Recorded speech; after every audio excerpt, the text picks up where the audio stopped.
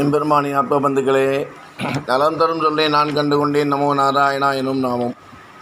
ஓம் மகாதேவியை வித்மகே விஷ்ணுபத்யை தன்மே தன்னோ லட்சுமி பிரச்சோதயாத். சுமங்கலிகளின் சக்தி குங்குமத்தில் உள்ளது.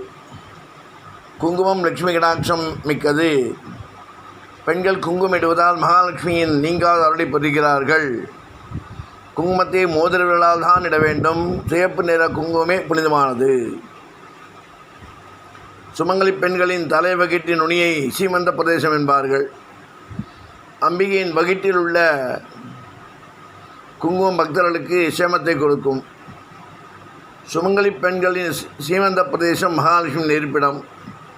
சுமங்கலிகளின் சக்தி குங்குமத்தில் உள்ளது. வீட்டிற்கு வரும் சுமங்கலிகளுக்கு குங்குமம் கொடுப்பது தருபவர் பெறுபவர் இருவருக்கும் மாங்கல்யத்தின் பலத்தை பெருக்கும். குங்கும ஆரோக்கியமான நினைவுகளை தோற்றுவிக்கும். குங்குமம் அணிந்த எவரையும் வசியம் செய்வது கடினம். பெண்கள் குங்குமத்தை தான் இட்டு கொண்ட பின்பு தான் மற்றவர்களுக்கு கொடுக்க வேண்டும். அரக்கு நேர் குங்குமம் சிவசக்தியை ஒரு சேர குறிப்பதாகும். திருமணப்புடவை அரக்கு நிறத்தில் இருப்பது நல்லது. தெய்வீகத்தன்மை, சுபத்தன்மை, மருத்துவத்தன்மை உள்ள குங்குமம் அணிவதால் முகம், உடல் மற்றும் மனம் ஆகியவைகளுக்கு அதிக நன்மைகள் உண்டாகும். திருமணமான பெண்கள் நெற்றி நடுவில் வகிட்டில் தொடக்கத்தில் குங்குமம் அணிவது சிறப்பு. ஆண்கள் இரு புருவங்களுக்கும் இடையில் இணைந்தார் போல் குங்குமம் அணிவது தன்னம்பிக்கையை அதிகரிக்கும். கட்டை விரலால் குங்குமம் விட்டுக்கொள்வது மிகுந்த துணிவை கொடுக்கும். ஒரு விரலால் ஆள்காட்டி விரல் குங்குமத்தை அணிவது முன்னணித்தன்மை, நிர்வாகம், ஆளுமை போன்றவற்றை ஊக்குவிக்கும். சனி விரலால் நடுவிரலால் குங்குமம் இட்டுக்கொள்வது தீர்க்க ஆயுஷை கொடுக்கும். குங்குமம் அணிவது தெய்வீகத்தன்மை, உடல் குளிர்ச்சி மற்றும் சுய கட்டுப்பாட்டிற்கு நல்லது.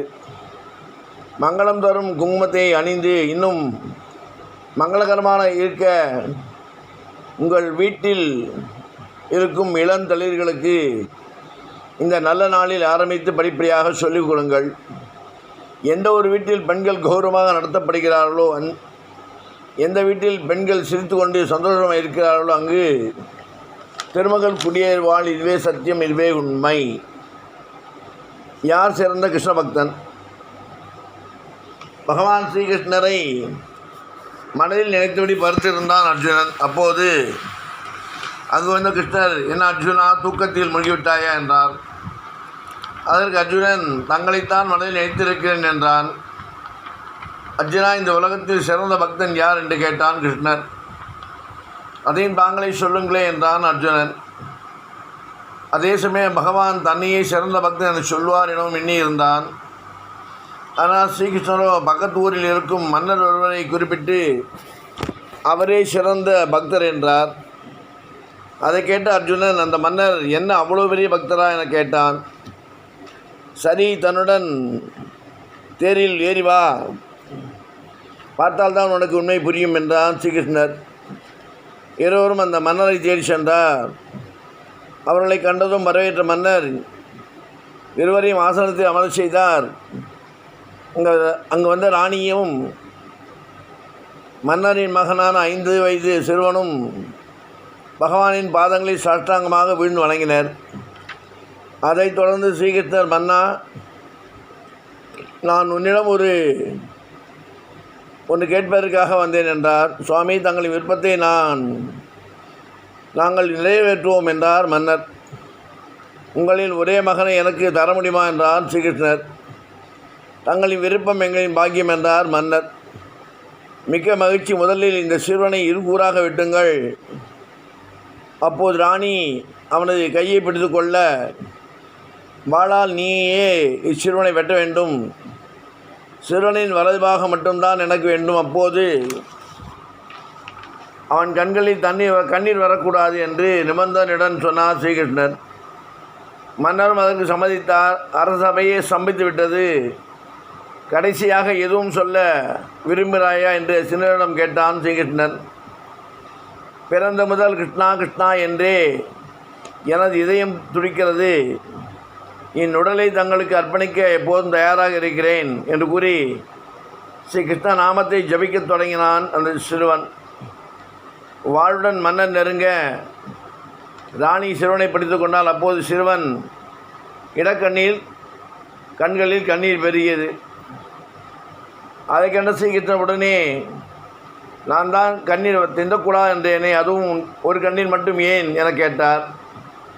உடனே அந்த சிறுவன், எனது உடலில் வலது பாகத்தில் மட்டும்தான் நீங்கள் கேட்கிறீர்கள், அதனால் நான் என்ன பாவம் செய்தேன், என் இடது பாகத்தை கண்ணீர் சிந்துகிறது என்றான் சிறுவன்.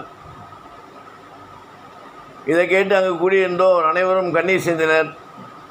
இவன் அல்லவா கிருஷ்ண பக்தன், இவர்களுக்கு ஒப்பிடும் தகுதி எனக்கு ஏது என்பதை உணர்ந்த அர்ஜுனன் தலை குனிந்தான்.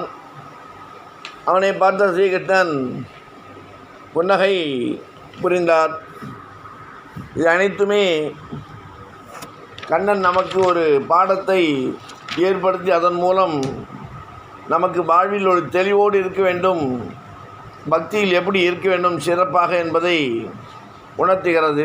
தர்மத்தின் அளவுகோல் இது. தர்ம குணம் படைத்த மாமன்னன் போஜன் மகளின் திருமணத்திற்காக மன்னரிடம் பணம் பெற எண்ணிய ஓடி ஒரு விவசாய மன்னரை காண தலைநகர் புறப்பட்டார். வழியில் பசித்தார் உதவும் என்று சில ரொட்டிகளை பொட்டலம் கட்டி கொண்டார். வழி நெடுக ஒரு திருமணத்திற்கு வேண்டிய அளவு பணம் தர மன்னர் சம்மதிக்க வேண்டுமே என கடவுளை வேண்டிக் கொண்டே சென்றார். பசியடைக்கவே ஒரு குளக்கரையில் அமர்ந்து எடுத்து அந்த ரொட்டியை சாப்பிட்ட கையில் எடுத்தார். மனிதருக்குள் இந்த உணவை கொடுத்த கடவுளுக்கு ஒரு விவசாயி நன்றி சொன்னார். அப்போது நாய் ஒன்று அவர் எதிரில் எலும்பும் தோலுமாக வந்து நின்றது. இறக்கப்பட்ட விவசாயி அந்த ஒரு ரொட்டியை அதனிடம் வீசினார். அது விழுங்காக உள்ளே தள்ளிய நாய் ஒரே விழுங்காக மீண்டும் அவனுடன் பார்த்தது. இறக்கப்பட்ட விவசாயி அத்தனை ரொட்டியையும் கொடுத்து விட்டார். ஒரு நாள் சாப்பிடாவிட்டால் உயிராக போய்விடும் என நினைத்தான். அரசர் அவர் தகுதிக்கு தானம் கொடுத்தால் பிரஜையான நாமும் நம்மால் முடிந்ததை செய்வதுதான் முறை என தனக்குத்தானே சமாதானம் சொல்லிக்கொண்டார். பசியை பொறுத்து கொண்டு தலைநகர் நோக்கி நடந்தார். அங்கிருந்தது தர்மத்தின் வாயிலாக அவனுக்கு மன்னன் அவன் செய்த காரியத்தை புரிந்து கொண்டு அவனுக்கு அனைத்து விதமான சௌகரியங்களையும் ஏற்படுத்தி கொடுத்து நல்ல முறையில் நடக்க வாழ்த்து அனுப்பினான். நீ எப்படி செய்கிறாயோ, நீ எப்படி நடக்கிறாயோ, எப்படி உன் வாழ்க்கையில் நீ எவ்வளவு தான தர்மங்கள் செய்து தனக்கு வேண்டுமென்றும் இல்லாமல் நம்மை விட தாழ்ந்தவர்கள் என்ற சூழ்நிலையில் பசியால் அவர்களுக்கு கொடுத்து அதன் மூலம் உன்னுடைய பசியை போக்கிக் கொள்ளலாம். மற்றவர்கள் மூலமாக நம்மை நம்பி வந்தவர்களுக்கு நாம் கொடுக்க வேண்டும் என்பதை இதன் மூலம் நாம் புரிந்து கொண்டால் நன்மைகளும் சரி, நம்மை தேடியவரும் நாடியவரும் அதன் மூலம் எண்ணியது கைகூடும், இலகுபட செய்யும், இன்பமெல்லாம் போகும், நானிலம் சொர்க்கமாகும் என்பதை உணர்த்துவதற்காகவே சொல்லப்பட்டுள்ள ஒரு தெளிவான கதை. இதை புரிந்து கொண்டு நாமும் தர்மம் எப்படி செய்ய வேண்டும், தர்மத்தை எப்படி கடைபிடிக்க வேண்டும், தர்மத்தின் பாதையில் நாம் எப்படி செல்ல வேண்டும் என்பதை உணர்த்துவதற்காகவே பகவான் நமக்கு ஒரு அற்புதமான வாய்ப்பை கொடுத்துள்ளான்.